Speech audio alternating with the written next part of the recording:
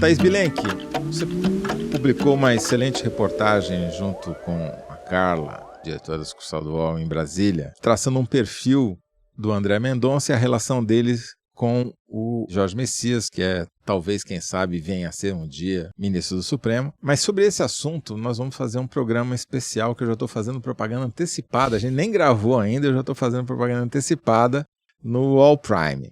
Mas acho que vale a pena você contar a história do André Mendonça, porque ele virou uma estrela agora. Olha só, o André Mendonça foi alçado aos holofotes ao se tornar relator do Banco Master, e não é uma posição muito a qual ele é afeito, porque ele é discreto assim, no comportamento dele e tal, e valoriza isso. Então, de repente, ele está em todas, né? E quem é? Da onde ele veio? Como é que ele surge? Por que ele foi parar nesse lugar de holofote, vitrine que ele foi parar agora? Bom, ele é um servidor de carreira da Advocacia Geral da União. Quando o ministro Dias Toffoli assume a AGU, né, como ministro-chefe da AGU no governo Lula lá atrás, toda a geração do Mendonça na AGU, que estava em postos tentando subir, o Toffoli faz uma mudança administrativa e abre espaço para essa geração. Então ele cresce na carreira durante a gestão Toffoli, e isso faz com que eles estabeleçam uma boa relação lá atrás, que depois vai se reencontrar na vida. Quando o Bolsonaro vence a eleição em 2018, ele faz o governo de transição lá no CCBB em Brasília, e ele precisava indicar alguém para a Advocacia Geral da União, alguém indica o André Mendonça, que era um quadro da carreira, e ele vai lá, conhece o Bolsonaro ali no CCBB, e depois passa a ser o ministro da Advocacia Geral da União, com um apoio importante, que era exatamente o apoio do Toffoli, que a essa altura assume a presidência do Supremo Tribunal Federal e se aproxima do Bolsonaro, né? Quando ele assume a presidência, ele tenta colocar militar dentro do gabinete dele para fazer a interlocução com os militares do governo, chega a falar que o golpe de 64 foi um movimento, e se aproxima muito do poder. Então, a relação que ele já tinha estabelecido com o André Mendonça naquele momento ajuda, né? O André Mendonça. O André Mendonça. E vice-versa. A ter uma boa reputação naquela Brasília de 2018 para 2019. Muito bem, abre-se uma vaga para ministro no Supremo. Nesse momento, o Toffoli também é uma interlocução importante do André Mendonça, em 2021.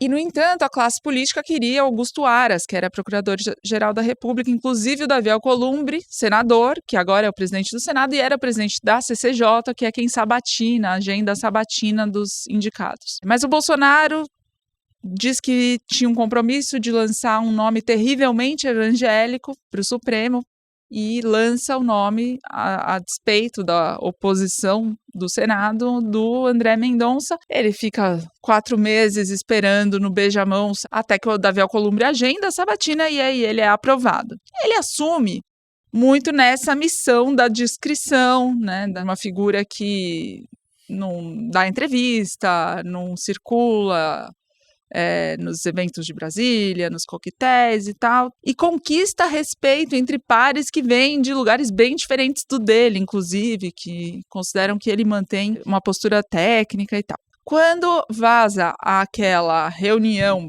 que nem tudo que foi vazado procedia exatamente com o que os ministros conversam, quando o Toffoli revela e admite que, sim, era sócio da empresa que vendeu uma parte do resort no Paraná para fundos ligados ao Vorcário. A Polícia Federal leva até o Edson Fachin, presidente do Supremo, uma documentação mostrando as relações do Toffoli com o Vorcário. Eles fazem uma reunião no Supremo entre os ministros, e naquela reunião o André Mendonça se posiciona muito veementemente contra a iniciativa da Polícia Federal de ter feito essa investigação sem ter um ok, um aval, uma decisão judicial autorizando. Ou seja, ele manteve ao longo dos anos a proximidade com o Toffoli.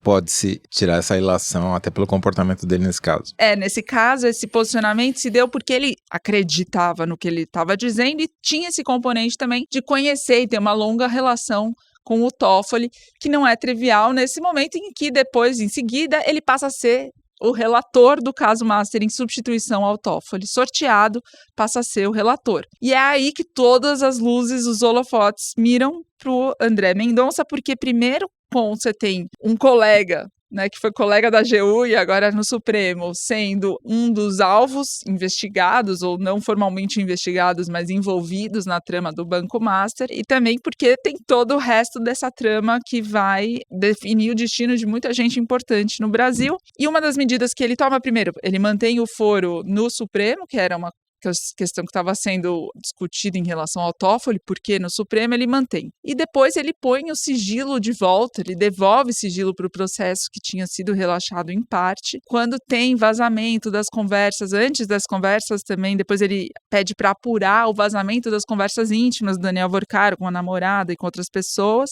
E aí começa uma enorme expectativa sobre como ele vai conduzir esse processo, sendo que ele tinha feito essa grande crítica à Polícia Federal, mas tem uma imagem de que não vai fazer composições políticas arbitrárias, né?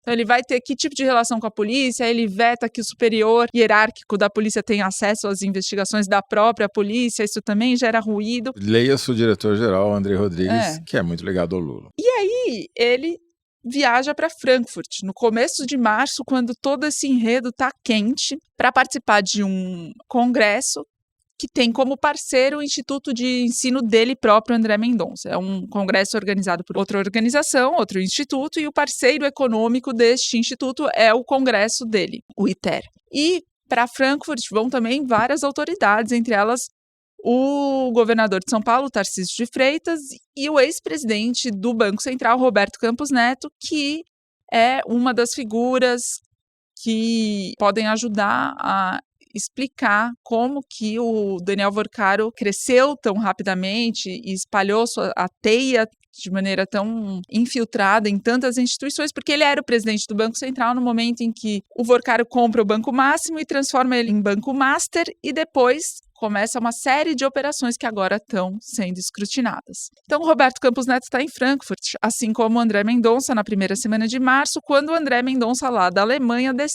determina a prisão do Daniel Vorcaro, a segunda prisão em que ele vai preso e tem os celulares apreendidos. E no dia seguinte, ou no dia anterior, todos eles lá na Alemanha, ele dá uma outra decisão, uma liminar, desobrigando o Roberto Campos Neto de ir comparecer à CPI do crime organizado, onde ele tinha sido chamado para dar um depoimento, estando com ele lá. Quando ele é questionado sobre essa decisão num evento que tem entre os parceiros, a própria instituição dele com o Roberto Campos Neto, quando se fala em potencial conflito de interesse nessa ocasião, né, ele dá uma decisão de alguém que está num evento da qual o instituto dele é parceiro, a resposta é que ele, primeiro, que a programação tinha sido feita anteriormente, sem a participação dele, e segundo, que ele não esteve com o Roberto Campos Neto nesse dia, presencialmente lá, mas não deixa de ter uma configuração que a gente fala muito quando fala do Gilmar Palus em Lisboa, do Fórum Jurídico organizado pelo Gilmar Mendes e tal, tem ingredientes aí que também estão colocados nessa mesma situação. E aí eles voltam para o Brasil. Então, Roberto Campos Neto foi desobrigado, ele volta para o Brasil, e aí a primeira turma do Supremo, da qual ele faz parte, vai votar se o Vorcaro fica preso ou não. Ele dá o voto pela prisão e todos eles votam a favor do voto e da prisão unânime, mas o Gilmar Mendes dá um recado ao votar, um recado ao próprio André Mendonça, né, sugerindo que ele podia estar incorrendo nos mesmos vícios da Lava Jato, expondo pessoas, surfando numa onda de opinião pública, de apelo, né, mas sem dar muitos nomes aos bois. E agora, essa semana, o André Mendonça dá uma outra decisão que contraria interesses da classe política de peso, ao obrigar o Davi Alcolumbre a prorrogar a CPI do INSS, que tem sido o campo de batalha do caso Master no Congresso. Uma vez que uma CPI própria do Master não foi instalada, a CPI do INSS é quem tem tangenciado esse assunto. O Davi Alcolumbre estava decidido a encerrá-la, mas o André Mendonça determinou que ela seja prorrogada por uma questão regimental, e aí esse caso foi parar no plenário do Supremo também nessa quinta-feira. Então ele está se indispondo,